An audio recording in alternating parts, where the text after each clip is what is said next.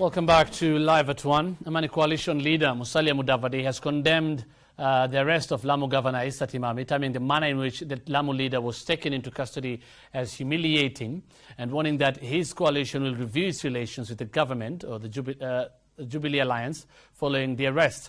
Addressing media in Nairobi, Mudavadi said Timami was only being used as a scapegoat for the runaway insecurity in Lamu County. He appeared angered by the manner in which Timami was arrested and warned that arresting a governor like a common criminal is a blow to devolution.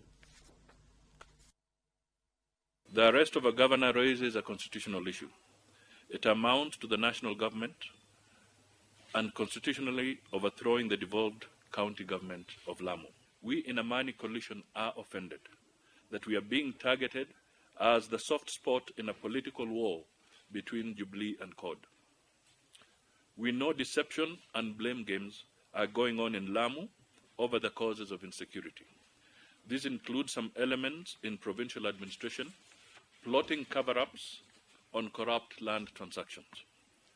The selective victimization of Timami is part of these schemes. These elements are likely to contrive evidence to meet their ends. If this would be the way the government will continue treating us, then we will feel strongly that there is something sinister behind their activities, and of course, in that manner, the cooperation. It looks like government is playing to the gallery. It is the action and the process by which they used in arresting Governor Timami was gangster style.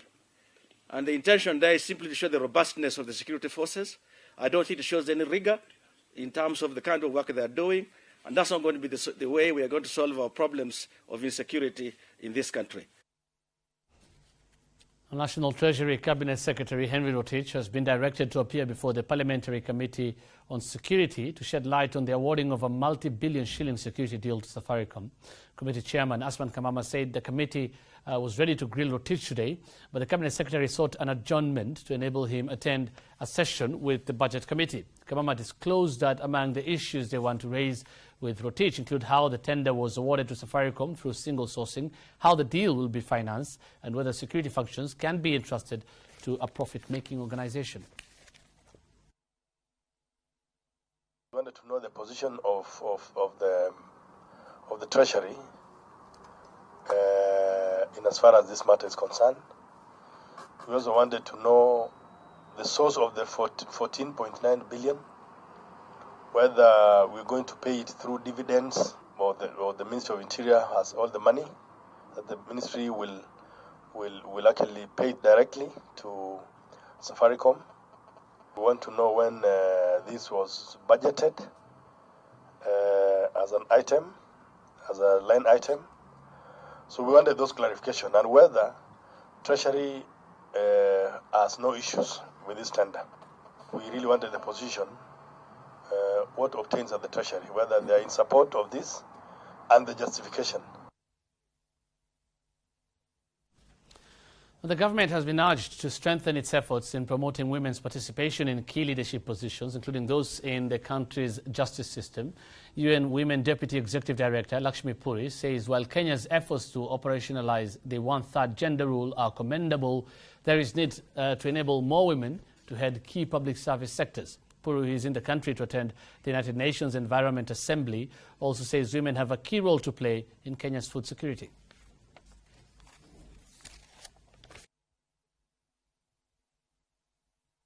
We have been advocating for greater participation, in fact parity, for women in the judiciary, in law enforcement, in also the public services provision. Women have a critical role in food security. In Africa, if you take the whole of Africa, 85% of the food is produced by women. But the problem is that they are smallholder farmers, most of them, or working in farms. And secondly, they don't have equal access to seeds and fertilizer and irrigation and other inputs. They don't have land rights. and they don't have the kind of extension and extension support services and technical support that men have. So in fact, as FAO has found, if we give the same amount of support to women as to men, there will be a 15% increase in the yields, crop yields, and food security will be multiplied several fold. They say that 115 million people will be fed, more people will be fed.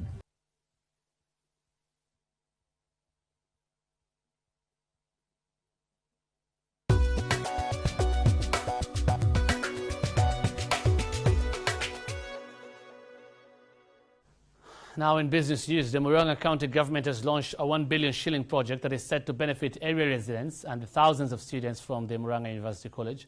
Murang'a Governor Mwangi wa Iria reiterated his county administration's commitment to address the housing shortage in Murang'a town and challenge investors to start housing projects in the area as well. Murang'a town has seen a significant increase in population since independence, but this has not been matched by the development of real estate to meet the growing demand for housing there. Many educational institutions have come up in the area, with the largest being the Murang'a University College, which has not been able to admit more students owing to a serious shortage of accommodation. Murang'a County government has now launched a new housing program after receiving a 1 billion shilling grant from a commercial bank. The grant is set to facilitate the construction of 50 new houses, a step county officials insist will go a long way in solving the housing problem as well as improving the face of the town. Speaking during the launch, Murang'a Governor Mwangi wa Iria urged Murang'a University College students to take advantage of the new housing project for accommodation. The governor said that the county government has facilitated the partnership between the college and Jamii Bora Bank, a move that will attract investors to construct standardized hostels. Any investor who wants to enjoy or take part in that program will only be required to meet 10% of the cost of the project. Jamii Bora will meet 90%. Again, Jamii Bora is giving 1.5 years grace period on principal, meaning that if you borrow against that project of doing hostels, you will not pay principal for the coming 1.5 years. Murang'a University College, which was established 3 years ago, has a capacity of 5,000 students, but has only managed to enroll 1,300 students due to lack of accommodation. Mwangi said he is committed to helping the college be elevated to a fully fledged university. One of the key catalysts of growth for Murang'a town will be Murang'a University. This university intends to have an intake of extra 10,000 students in the next 10 years, in the next 3 to 5 years. And that means that we have a deficit of 3,000 units. The town currently has a deficit of 3,000 housing units. Eunice Moai for Citizen Live at 1. Now, would you fancy earning a cool 5 million shillings a year? Well, that is precisely what Renson Kambi gets as turnover for his pineapple farming venture in Kilifi County. That was in this week's Citizen TV's agribusiness segment, Smart Farm, where our reporter Dennis Otieno gives us a breakdown of what pineapple farming entails.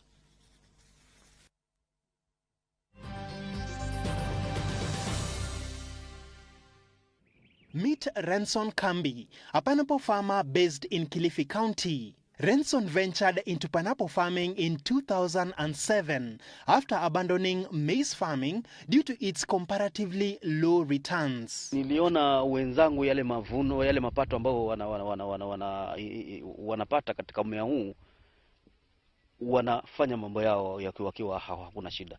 7 years on, Renson says he is reaping big from his 30 acres pineapple farm, with each pineapple fruit going for a farm gate price of at least 50 shillings. Pineapple plants flower within a period of 20 to 24 months, with the fruits maturing within 6 months.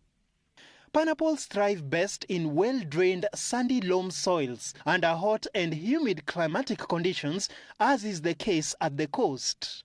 Awamu ya kwanza ambao niliweza kuvuna niliweza kuvuna katika hizi ekari 11, niliweza kutoa gari zisizopungua kama 12, na katika gari 12 kila gari kitoka hapa inakuachia pesa zisizopungua kama 100,000 kupungua 4,000, 96,000. Siwezi kukosa kama milioni 3 ambazo nimeweka kwa mwaka, ikiwa nitakuwa nimetumia zaidi ya milioni 2 kuona kwamba shamba yangu iko safi. Renson's main market is in Kongowea and Mariakani in Mombasa County.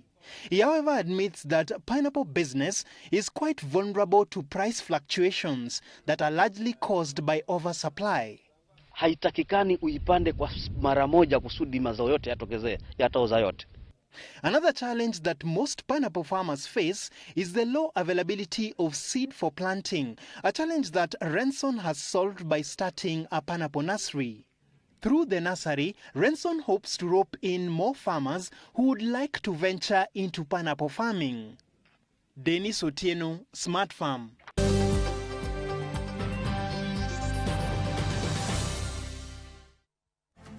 Well, that's all we have for you on Citizen Live at 1. Thank you for watching. I'm Hussein Mohammed. Immediately after this short commercial break, Viva Brazil starts.